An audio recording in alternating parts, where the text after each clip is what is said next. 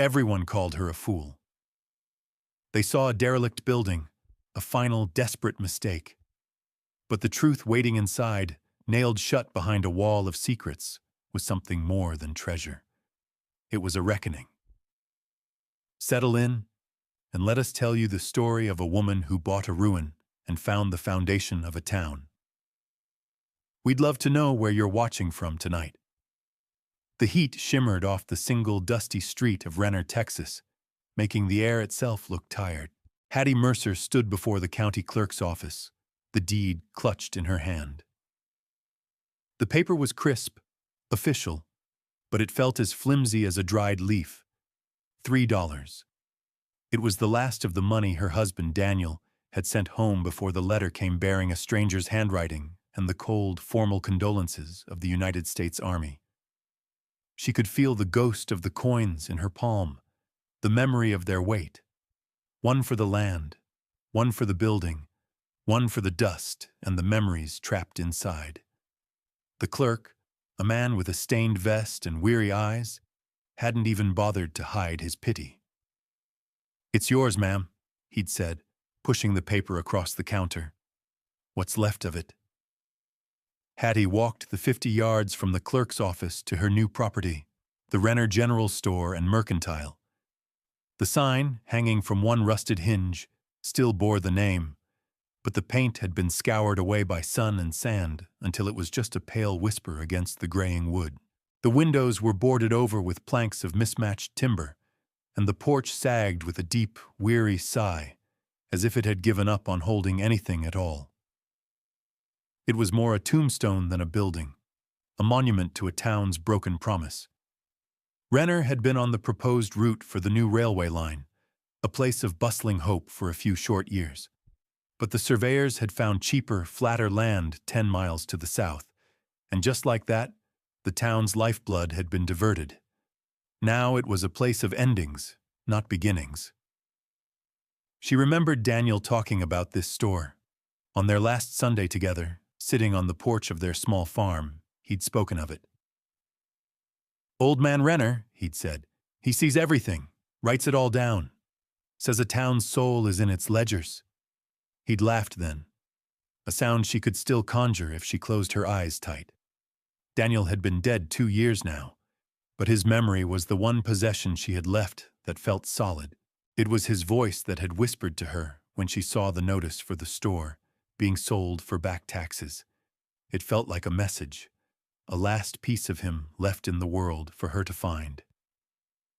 She ran a calloused finger over the rusted key in her pocket. It was heavy, ornate, and likely hadn't turned the lock in a decade. A group of men sitting in the shade of the saloon porch across the street watched her, their silence a form of judgment. Hattie ignored them. She had spent her last dollar not on food, not on a ticket to somewhere else, but on this place of forgetting. She had to believe there was a reason. The key wouldn't turn. It grated in the lock, a dry metallic scream of protest. Hattie put her shoulder to the door, pushing with all her thin frame could muster. The wood groaned, but held fast. She was alone, with a locked door to a life she wasn't sure she could build, in a town that had already surrendered. The sun beat down on her bonnet, and for a moment, the weight of her grief and the folly of her purchase threatened to buckle her knees. She had traded the last remnants of her old life for a pile of rotting wood and shattered dreams. What in God's name had she done? The building stood before her, a silent, stubborn testament to decay. The Renner General Store was an icon of the town's slow surrender, its faded lettering a ghostly reminder of a commerce that had long since fled south with the promise of the railroad. Hattie saw it not just as wood and nails, but as a reflection of her own hollowed-out heart. It was empty, forgotten, and left for dead. And now, it was hers. She took a deep breath, the air thick with the smell of dust and sun-baked earth, and tried the key again. It was useless. The lock was a solid lump of rust. Stepping back, she surveyed the boarded-up windows, the sagging porch roof, the profound stillness of the place. It looked impenetrable. From across the street, the men on the saloon porch murmured to each other, their curiosity turning to quiet amusement. A woman, and a slip of one at that, trying to resurrect a corpse. She walked the perimeter, her boots kicking up small puffs of ochre dust. The wood of the walls was silvered with age, cracked and splintered like old bone. In the back, an alley choked with tumbleweeds and broken crates led to a heavy rear door, just as firmly sealed as the front. It was here she found her first small victory. A single window, its boards loosened by a season of wind and rain, offered a sliver of hope. Using the heel of her boot, she kicked at the lowest plank. It groaned, then splintered, falling inward with a dusty crash. It was enough. She pulled herself through the narrow opening, scraping her hands on the rough wood, and dropped into the profound and absolute darkness inside. The air was thick, motionless, a cocktail of scents a decade in the making. Dried herbs, rust, decaying paper, and the faint, sweet smell of mice. For a long moment, she just stood there, letting her eyes adjust. Thin blades of light pierced the gloom through cracks in the walls and roof, illuminating swirling motes of dust. Slowly, the cavernous space resolved itself. A long counter ran the length of the room, coated in a blanket of gray dust so thick it softened every edge. Behind it, shelves stood empty and skeletal. A few overturned barrels lay on their sides, and in the center of the room, a pot-bellied stove stood like a silent, squat god of a forgotten religion. Everything was draped in cobwebs that hung like funeral shrouds. It was worse than she had imagined. The scale of the dereliction was overwhelming, a physical weight in the stale air. This wasn't a store. It was a grave. And she had paid $3 to be its keeper. What secret could be hiding in a place everyone had given up on? Was Hattie Mercer a fool, driven by grief to purchase a tomb? Or did she see something no one else could? Let us know what you think in the comments below, and be sure to subscribe for more stories of hidden treasures and the quiet courage of those who find them. Now, as the sun began to set on her first day as a property owner, the town began to whisper, and not all the voices were kind. The whispers started before Hattie had even cleared the dust from her throat. As she forced the front door open from the inside, the shriek of rusted hinges carrying across the deserted street, she felt the eyes of Renner upon her. The townspeople, a scattered chorus of ranchers, shopkeepers, and idle hands, watched from the shade of their own porches. They saw a lone woman, covered in grime and cobwebs, wrestling with the ghost of a dead enterprise. They saw a fool. Their pity from the morning had curdled into a kind of soft, communal mockery. "Poor thing," a woman murmured from the doorway of the seamstress shop. "Grief's made her lose her senses." Another man, loading supplies into a wagon, just shook his head slowly, a sad smile on his face. Then came a voice that was neither soft nor pitying. "Well, look what the cat dragged in, or what dragged itself in."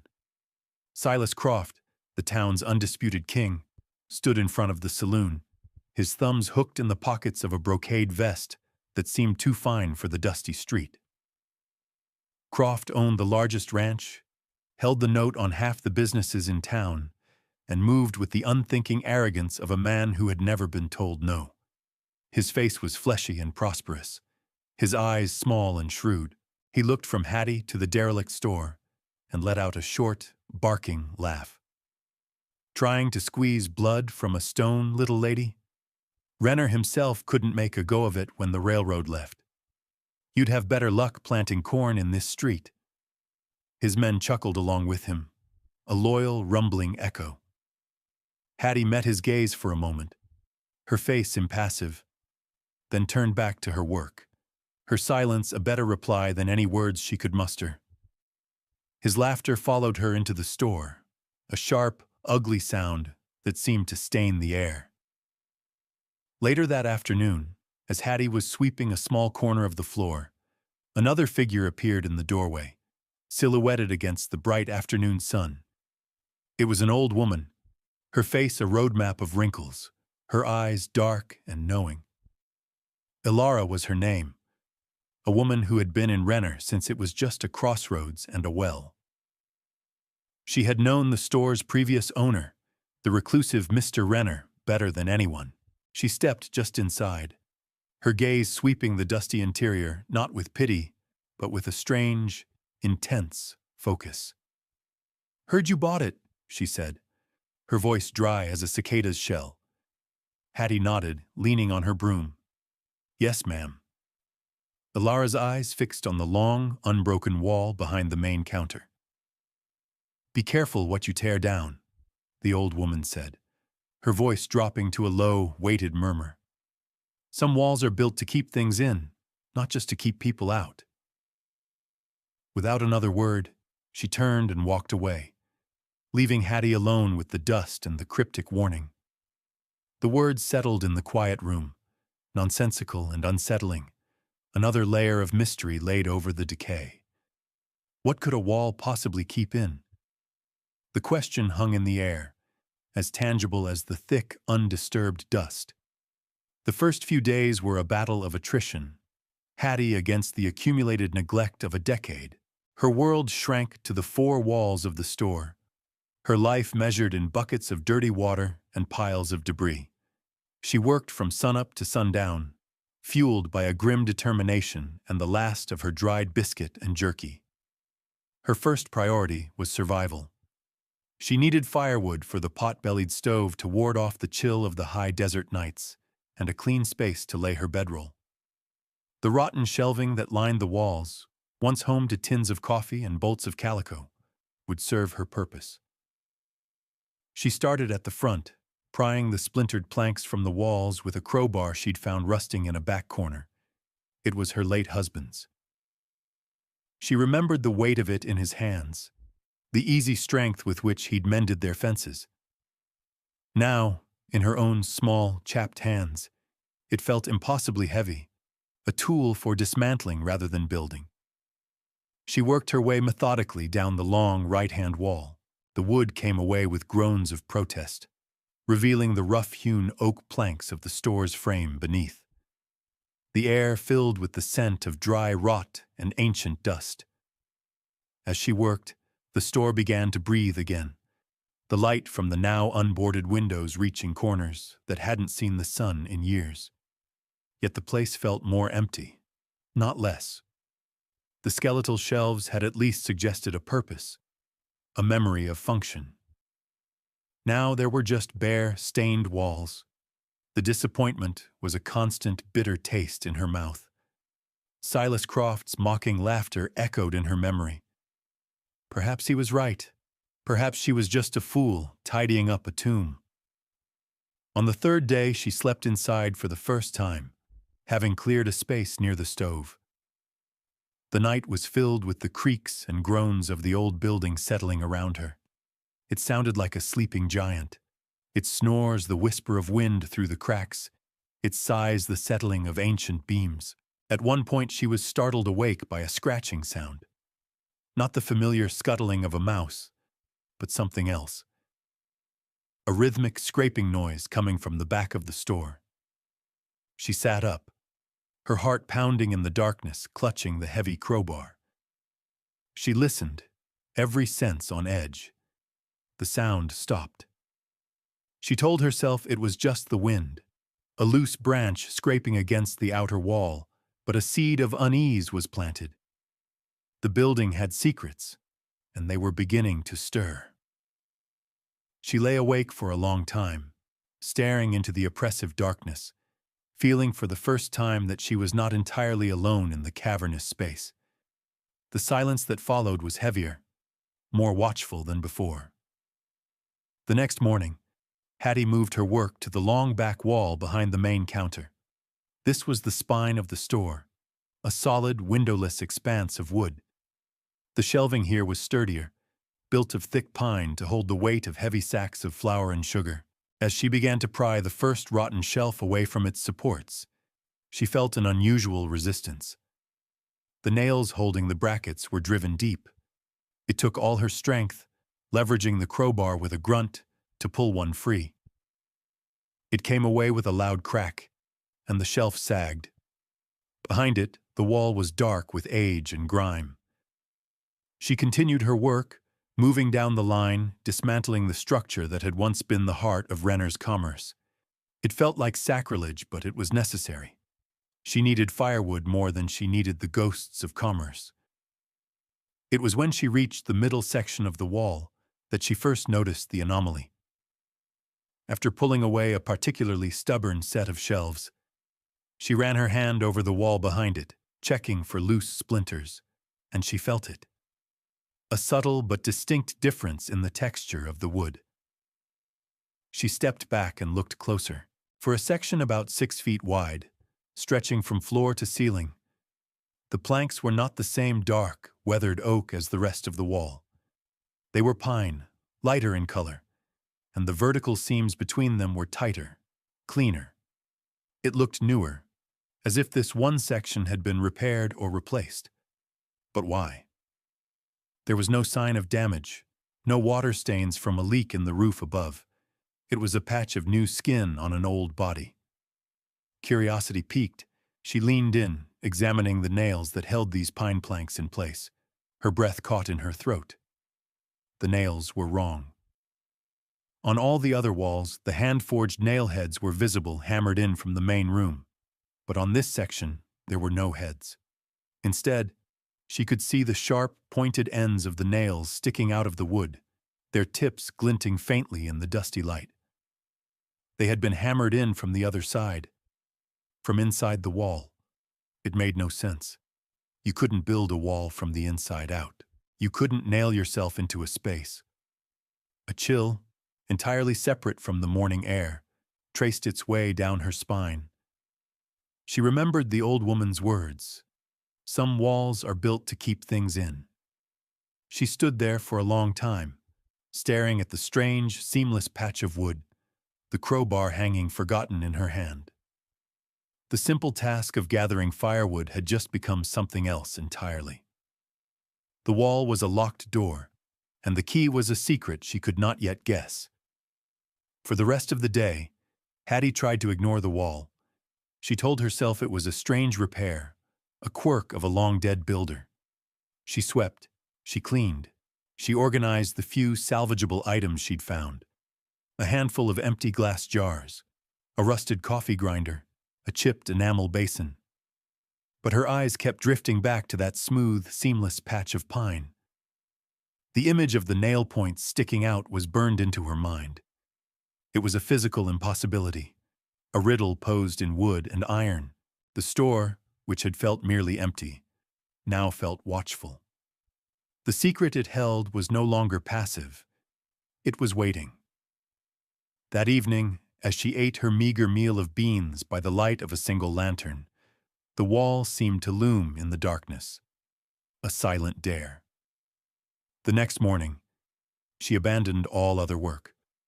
The wall was an obsession. It had to be opened.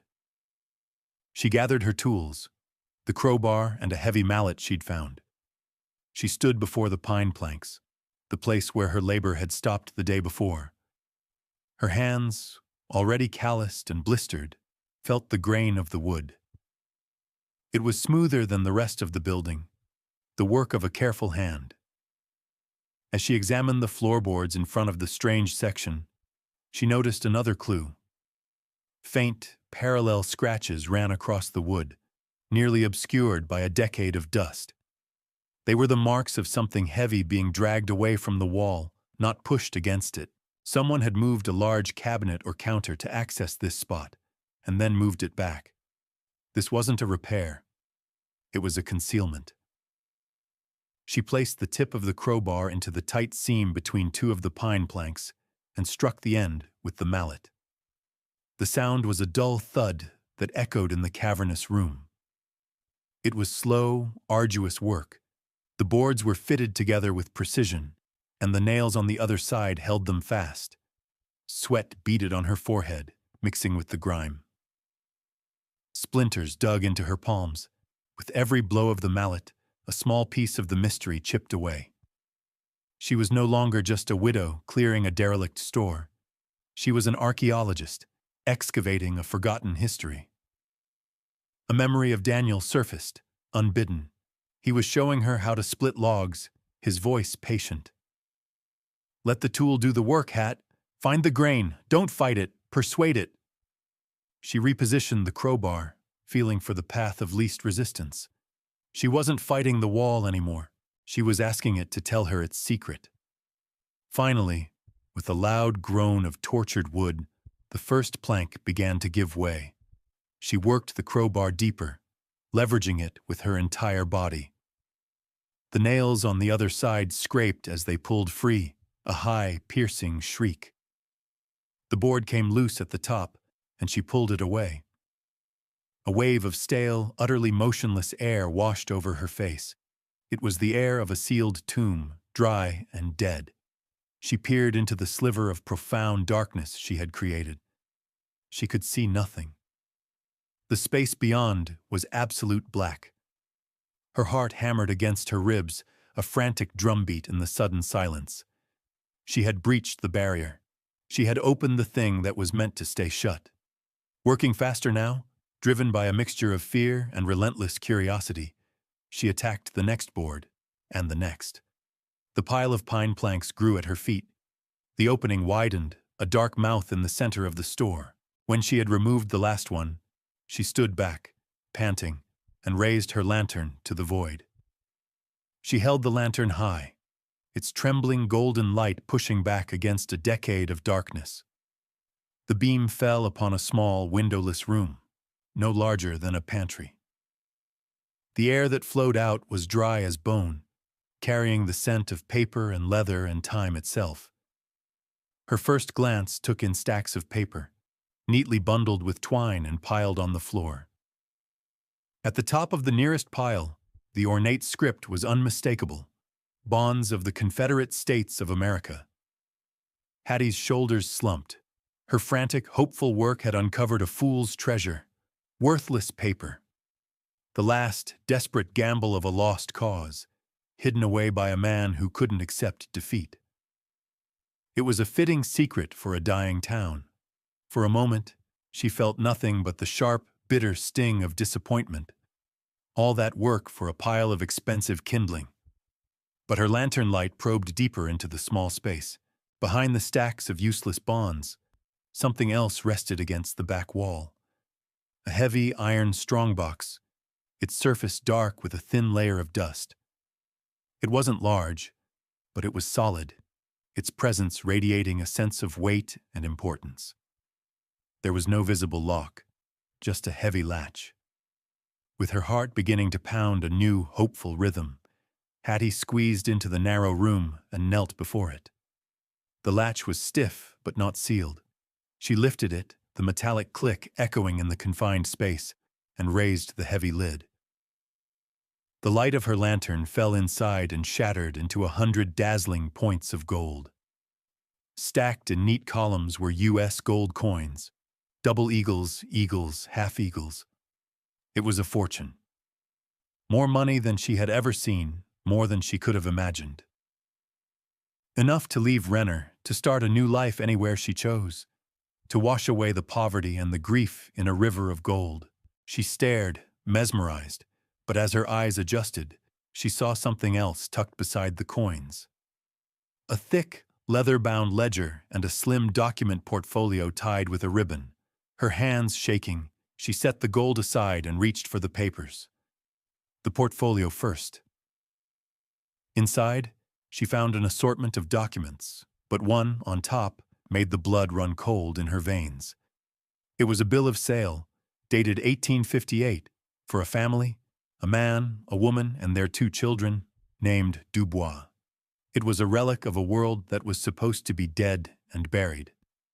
But tucked within its folds was a more recent, handwritten letter. It was a draft, written in the meticulous script of Mr. Renner.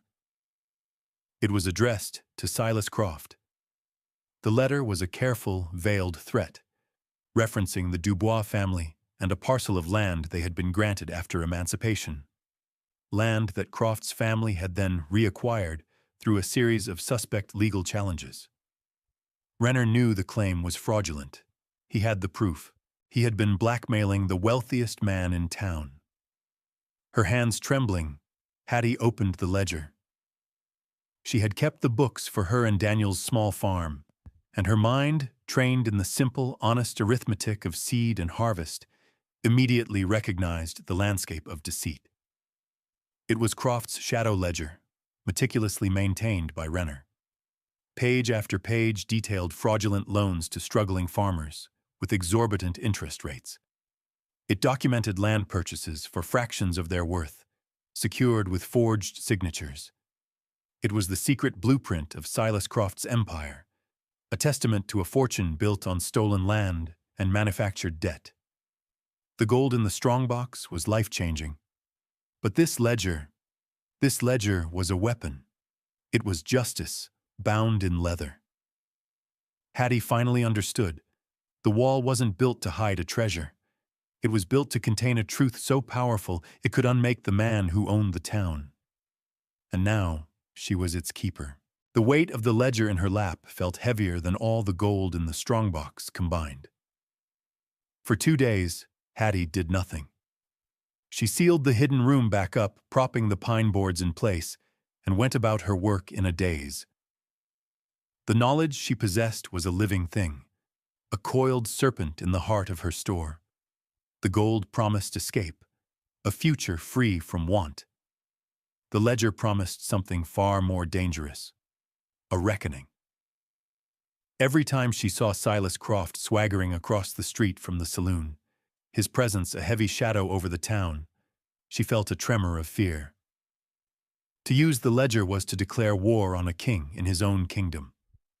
Word of her slow, steady work on the store had spread. The quiet mockery of the townspeople was shifting to a grudging curiosity. Where was this penniless widow getting the strength, the will? The question eventually reached Croft himself. He began to watch her, his shrewd eyes missing nothing. He saw the new light in her windows, the slow but steady clearing of debris. He saw a project that should have been abandoned in days stretching into a week, then 2. Suspicion, like a weed, began to take root in his mind. What had the old fool Renner left behind? One evening, 2 of Croft's ranch hands appeared at her door. They were large men, their faces hard and unsmiling. They didn't threaten her. Not directly. They offered to help her clear the rest of the store, to haul away any old junk she might have found. Their eyes roamed the interior, lingering on the back wall. Hattie, her heart pounding, politely refused their offer. They left, but the message was clear. Croft was sniffing around. He knew something was here. That night, the sky turned a bruised purple-gray. A blue norther blew in, the temperature dropping 20 degrees in as many minutes. The wind howled around the corners of the old store, a mournful, angry sound. Rain came down in solid driving sheets, drumming against the roof and finding its way through a dozen small leaks. The storm was a perfect mirror of the tempest in Hattie's soul. As the storm reached its zenith, she heard a splintering crash from the street, followed by a desperate shout. Peering through a crack in the door, she saw it. A wagon, its axle snapped, lay helpless in the churning mud of the street. A man and a woman were struggling to control a panicked horse, while a small child wailed from beneath the inadequate cover of the wagon's canvas. Without a second thought, Hattie threw the door open, the wind nearly tearing it from her grasp. "In here!" she yelled over the roar of the storm. "Bring the child in here." The man, his face etched with worry, looked at her with gratitude and surprise. He lifted his feverish son from the wagon and carried him inside, his wife following close behind. Hattie led them to the driest corner near the stove, giving them her own blanket to wrap the boy in. As the woman murmured her thanks, she introduced herself. Her name was Sarah Dubois. Her husband was Joseph. They were on their way to a new settlement. hoping to start over. The name struck Hattie like a physical blow. Dubois. These were the descendants of the family in the bill of sale. Fate, it seemed, had come knocking on her door in the middle of a storm. From the saloon across the street, she could see the faint glow of lanterns. Croft's men were watching. They would see her giving shelter to this family. They would report it back. In that moment, Hattie made her choice. The gold was an abstraction. This family was real. Their history was in her hands. She was no longer just the keeper of a secret. She was the steward of a debt. The ledger was not for her. It was for them. The storm broke just before dawn, leaving behind a world washed clean and quiet. Joseph Dubois, a man whose hands were as calloused as Hattie's, managed to brace his wagon's broken axle, and by mid-morning, the family was preparing to leave. Before they went, Sarah Dubois pressed a small, carved wooden bird into Hattie's hand. "It's not much," she said, her voice thick with emotion. "But it's all we have to offer. Thank you." Hattie looked at the simple, beautiful object, then at the hopeful, tired faces of the family. She knew what she had to do. The risk no longer mattered. Later that day, Silas Croft appeared. He didn't send his men this time. He came himself. He strode into the store, his boots making clean prints in the thin layer of dust Hattie hadn't yet swept. He feigned a neighborly concern, his voice a slick balm of false cordiality. "Miss Mercer," he began, his eyes scanning the room, "I see you're making real progress here, a testament to your spirit." He paused, letting the flattery hang in the air. "But this is too much for a woman alone. I'll make you a fair offer, $500, cash, for the building and everything in it, a chance for you to start fresh somewhere new." It was a fortune, an unimaginable sum. It was also an admission. He knew she'd found something, and he wanted to bury it. Hattie looked at him, her expression calm. The fear she had felt for weeks was gone, replaced by a cold, hard certainty. "It's not for sale, Mr. Croft," she said, her voice quiet but firm. His smile tightened. "Don't be a fool, girl. There's nothing here for you." "I think there is," she replied. That was all. She didn't accuse him, didn't reveal her hand. She just stood her ground. He stared at her for a long moment, his mask of civility slipping to reveal the raw menace beneath. Then he turned on his heel and left. The war had been declared. That afternoon, Hattie packed a small bag. In it, she placed the ledger, the portfolio of documents, and the small wooden bird. She wouldn't be safe in Renner. The nearest county seat, with a federal marshal and a circuit judge not on Croft's payroll, was a day's ride away. As she was preparing to leave, a wagon pulled up outside. It was Joseph Dubois. He had seen Croft leave her store, had seen the look on his face. "You're in trouble, ma'am," he said, his voice low. "It ain't right for you to face it alone." He insisted on escorting her. Hattie, who had felt utterly alone for 2 years, found her eyes welling with tears. She accepted.